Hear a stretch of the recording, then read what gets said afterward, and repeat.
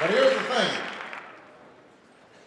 And so as a consequence, we've seen record turnout everywhere we go, especially among young people. We've seen young people take an interest in politics like they haven't in a generation. And I would like to take all the credit for it. But I have to admit, part of the reason everybody's so excited is that they know whatever else happens, when you go into the polling place in November to choose the next president of the United States, the name George W. Bush will not be on the ballot, and that has a lot of people excited. A lot of folks are excited about that.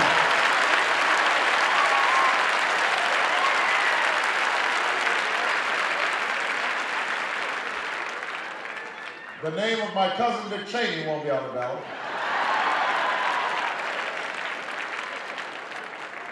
That was pretty embarrassing. There was a news report that he and I had a distant relation somewhere in common. But his name won't be on the ballot. So we know that the Bush era is coming to an end. But that's not the only reason people are excited, because people don't want to just be against something. You want to be for something. You want to feel like we can go out there and solve big problems. And we've got some big problems to solve. I hear the stories everywhere I go. I met a young person a while back, going to college full-time, but she also has a sister who has cerebral palsy that she's helping to support. And so she goes to school full-time, goes to college full-time, comes home, takes care of her sister, does her homework, gets to bed about 10, has to wake up at 1 in the morning to work the night shift in order to support her and her sister.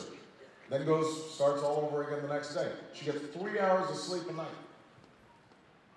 And, you know, she wasn't telling me this out of self-pity. She was just explaining her life and how determined she was to try to make a better life for herself. And she was wondering, why is it that nobody in Washington seems just as determined to help me pay for college or make sure that my sister gets decent health care?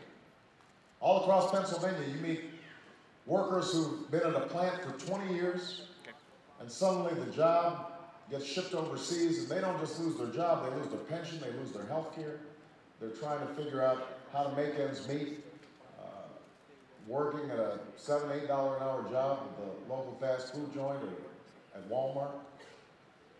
All across this country, you meet veterans of Iraq, some of them with post-traumatic stress disorder, some of them homeless, and they're wondering why it is that the country seems to have forgotten their service. You know, people have lost trust and faith in their government because they don't feel like anybody's listening to them. And they're, unfortunately, all too often they're right. Because Washington has come to be dominated by special interests and lobbyists. I mean, we've been talking about healthcare reform for decades now, but nothing ever happens. Why is that? Well, drug companies and insurance companies spent $1 billion over the last decade preventing reform from happening. Energy. We've been talking about the energy crisis since 1973, since Jimmy Carter. Students, you weren't born. You weren't even a twinkle in the eye. That's how long we've been talking about it. Well, why is it nothing ever changes? Well, it helps understand when Cheney was put in charge of energy policy by George Bush, he met with the environmental groups once, he met with the renewable energy groups once, he met with the oil and gas companies 40 times. So is it any wonder then that the laws that come out of Washington are very good for ExxonMobil, but they're not so good for you? The point is that unless we change how politics is done in Washington, then nothing's going to change. There'll be a lot of talk on the campaign trail. People will put out their 10-point plans, but ultimately, your voices won't be heard. On the other hand, if we change how politics is done, and that's what this campaign has been all about, the reason I don't take PAC money, the reason I don't take money from federal lobbyists, the reasons that I've worked on ethics reform, to make government more responsive. If you are in the driver's seat, if you as citizens are setting the agenda in Washington, then we can go and tell the lobbyists that their days of dominance are over. They have not funded my campaign, they will not run my White House, and they will not drown out the voices of the American people when I'm President of the United States of America.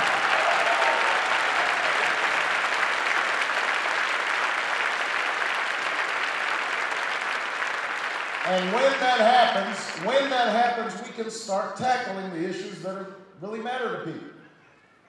Now, we can stop talking about the outrage of 47 million people without health insurance and start doing something about it. I put forward a plan that says every American who doesn't have health care can get health care that is at least as good as the health care I have as a member of Congress. And if they can't afford it, we will subsidize them so they can get that care.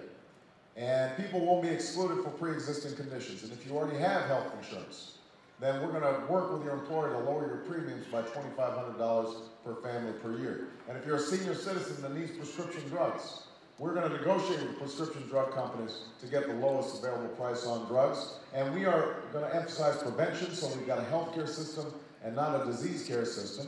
And we're not going to wait 20 years from now to do it, or 10 years from now to do it. We're going to do it by the end of my first term as President of the United States of America.